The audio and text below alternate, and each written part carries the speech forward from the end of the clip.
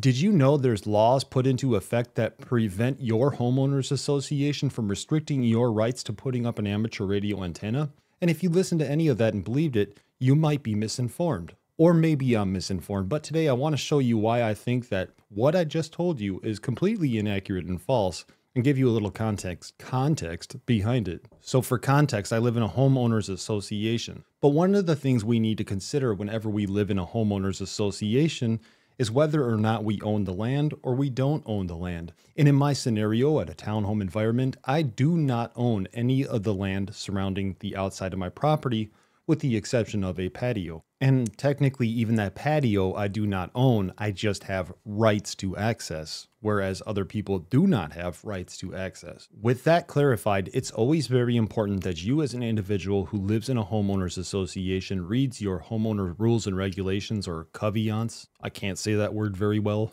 And for example, my rules and regulations state a couple of different things. Number one, there will be no transmitters allowed within the properties or the confines of my homeowners association or the townhomes themselves, which is very funny because they really don't specify what a transmitter is.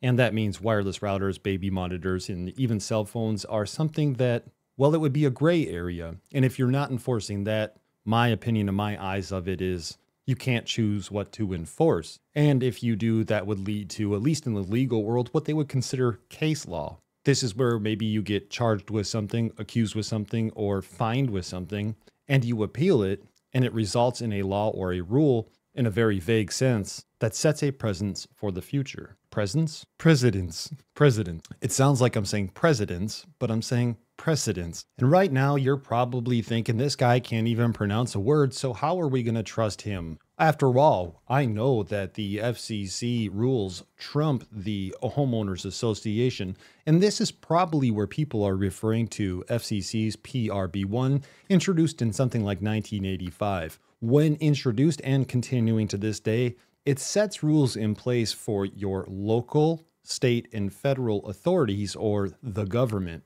And it makes it so that the government cannot put complete restrictions on our antenna use and provide reasonable accommodations for our antenna use. However, the problem with PRB1 is it's not a blanket protection for amateur radio operators. As much as we want it to be, we need to be clearly aware of the rules and regulations. And the reason it's not a blanket protection is quite simply, nowhere on here does it restrict or govern private landowners or HOAs or deed restrictions at least. And unfortunately, and I know that all great intention in the comments, but this means that PRB1 doesn't really have anything to do with a private HOA or townhome association, and therefore rules can still be set in place by your HOA. And if we're talking about PRB1, we're talking about this and thinking it's a law, but it's actually just an FCC policy, which is directed toward, again, those local and state government officials, if you will, to make reasonable accommodations. Meaning, if you wanted to put up the world's largest antenna, you still might not be able to, because it's not a blanket statement saying you could do anything you want because you have PRB1. It's specifying that those state as well as local authorities have to make reasonable accommodation. And of course, this is where I believe we get into the Amateur Radio Parody Act, because clearly if PRB1 from 1985 doesn't protect me, the Amateur Radio Parody Act of 2019 will protect me. And the only problem with that is the Amateur Radio Parody Act of 2019 was introduced as a bill and it pretty much died there. It was never passed as any kind of law or anything official to follow. And again, I want to point out that I'm not directing this toward anybody in particular, but I do receive these comments quite a bit. And another one of these comments is, why live in an HOA environment anyway? Which I don't really think has anything to do with the HOA laws or the FCC rules or laws, if you will. But I will tell you this, that who am I to judge anybody who decides that it's the best option for them to live in an environment where maybe things are taken care of for them and they can't take care of them themselves, or maybe that's what they can financially afford. Instead of focusing on why somebody is living somewhere, maybe I'm going to focus on trying to help them, or in this case myself, adapt to the scenarios and find solutions that might be creative. And that's why I hope you get to see my next video where I show you how I beat the HOA.